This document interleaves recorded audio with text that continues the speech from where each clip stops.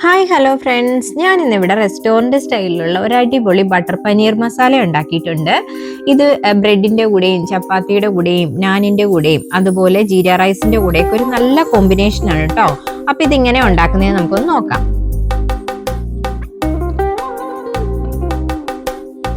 അതിന് വേണ്ടിയിട്ട് ഞാനൊരു 4 തക്കാളി എടുത്തിട്ടുണ്ട്, 3 സവോള, 5 അല്ലി വെളുത്തുള്ളി, 1 കഷ്ണം ഇഞ്ചി, 1/2 ടീസ്പൂൺ മഞ്ഞൾപ്പൊടി, 1 ടേബിൾ സ്പൂൺ മുളക് പൊടി, 1 ടീസ്പൂൺ മല്ലിപ്പൊടി, 1/2 ടീസ്പൂൺ നല്ല ജീരകം, കുറച്ച് കാഷ്നട്ട്, 1 ടീസ്പൂൺ ഗരം മസാല പൊടിച്ചത്, അതുപോലെ ഒരു 350 ഗ്രാം പനീർ ഇവിടെ ചെറിയ ക്യൂബ്സ് ആയിട്ട് മുറിച്ചെടുത്തിട്ടുണ്ട്. അത് ഞാൻ ചൂടുവെള്ളത്തിൽ ഇട്ട് വെക്കുവാണ്. ഒരു അരമണിക്കൂർ അത് അവിടെ നിന്ന് ഒന്ന് സോഫ്റ്റ് ആകട്ടെ. അപ്പോഴേക്കും ഒരു പാൻ അടുപ്പിൽ വെച്ച് കുറച്ച് ബട്ടർ ഇട്ട് കൊടുത്തിട്ടുണ്ട്. അതിലേക്ക് പെരിഞ്ജീരകവും 1 കഷ്ണം പട്ടയും കൂടി ഇട്ടൊന്ന് മൂപ്പിച്ചു. അതിലേക്ക് ഞാൻ ക്യൂബ്സ് ആയിട്ട് അരിഞ്ഞു വെച്ച ഉള്ളി ഇട്ട് കൊടുത്തിട്ടുണ്ട്, സവോള. അതിലേക്ക് 1 ടീസ്പൂൺ ഉപ്പും വെളുത്തുള്ളിയും ഇഞ്ചിയും കൂടി ഇട്ട് ഒന്ന് വഴറ്റുവാണ്. അതൊന്ന് ട്രാൻസ്പെറൻ്റ് ആയിട്ട് വരുമ്പോഴേക്കും അതിലേക്ക് തക്കാളി ഇട്ട് കൊടുക്കണം. തക്കാളി ഒന്ന് വഴറ്റണം, 1 മിനിറ്റ് ഒന്ന് വഴന്ന് വരുമ്പോഴേക്കും അതിലേക്ക് ഇനി നമ്മൾ ഇട്ട് കൊടുക്കാൻ പോകുന്നത് കാഷ്യൂനട്ട്സ് ആണ് കേട്ടോ. കാഷ്യൂനട്ട്സ് ഇട്ട് കഴിഞ്ഞിട്ട് അതും ഒരു 2-3 മിനിറ്റ് ഒന്ന് വഴറ്റി കൊടുക്കണം. അത് കഴിഞ്ഞിട്ട് ഇപ്പോൾ അതൊന്ന് മൂത്ത് വന്നിട്ടുണ്ട്. അതിലേക്ക് അത് വേകാൻ ആവശ്യത്തിനുള്ള വെള്ളം ഒഴിച്ചു കൊടുക്കണം. ചൂടുവെള്ളമാണ് ഞാനിവിടെ ഒഴിച്ചത്. എന്നിട്ട് ഇതൊന്ന് ഒരു 10 മിനിറ്റ് ഒന്ന് അടച്ചു വെച്ച് വേവിക്കണം. എന്നാൽ മാത്രമേ ഈ കാഷ്യൂനട്ട്സ് ഒക്കെ ഒന്ന് വെന്ത് അരച്ചെടുക്കാൻ പാകത്തിന് ആവുള്ളൂ. ഇപ്പം ഞാനത് അടപ്പ് തുറന്ന് നോക്കിയപ്പോൾ അതൊന്ന് വെന്ത് നല്ല പരുവത്തിൽ വന്നിട്ടുണ്ട്. അതൊരു മിക്സിയുടെ ജാറിലേക്ക് മാറ്റി കൊടുത്തിട്ടുണ്ട്. അതിനി ഒന്ന് അരച്ചെടുക്കണം.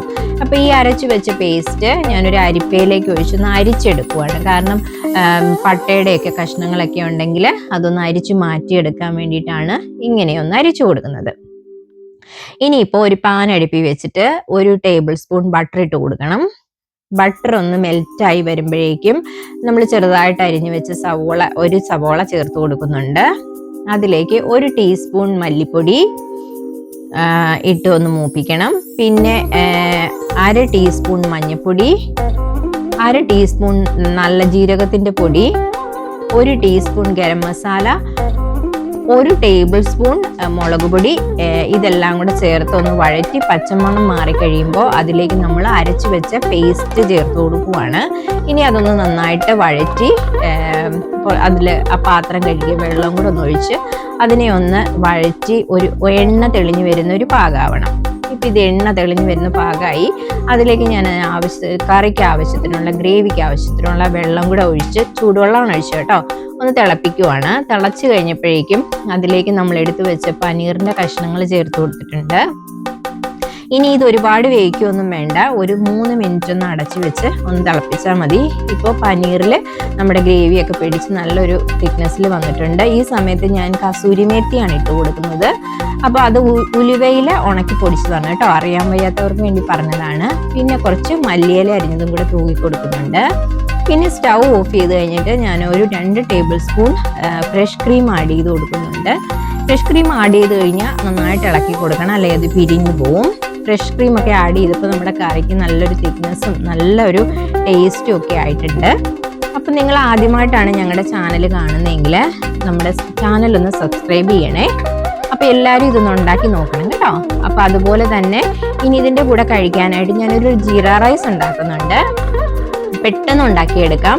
2 ടേബിൾ സ്പൂൺ നെയ്യ്, 1 ടേബിൾ സ്പൂൺ ജീരകം, 2 കഷ്ണം പട്ട, 4 കാടമം, അതുപോലെ തന്നെ കുറച്ച് ബേ ലീവ്സും, 2 വറ്റൽമുളകും, 1 ഗ്ലാസ് ബസ്മതി റൈസ്, അതിനാവശ്യത്തിനുള്ള വെള്ളവും.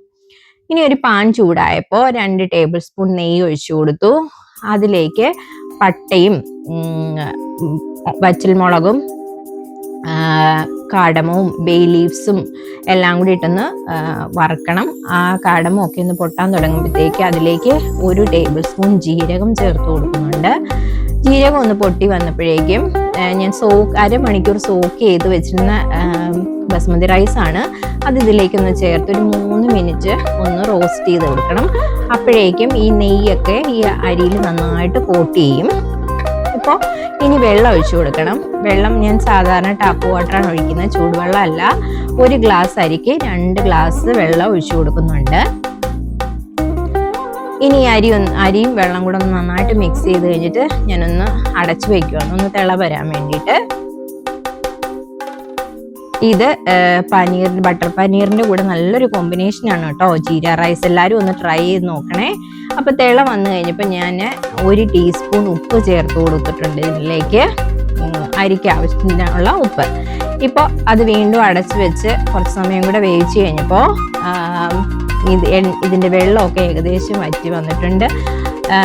അരി ഒരു അര വേവുമായി. ഈ സമയത്ത് ഞാനതിലെ വറ്റൽമുളകും ബേ ലീവ്സും ഒക്കെ ഒന്ന് എടുത്ത് മാറ്റി കൊടുക്കുവാണ്. എന്നിട്ട് ഇത് വീണ്ടും അടച്ചു വെച്ച് തീ ഒന്ന് സിമ്മിലാക്കി വെച്ച് 5-6 മിനിറ്റ് ഒന്നുകൂടെ ഒന്ന് വേവിക്കണം.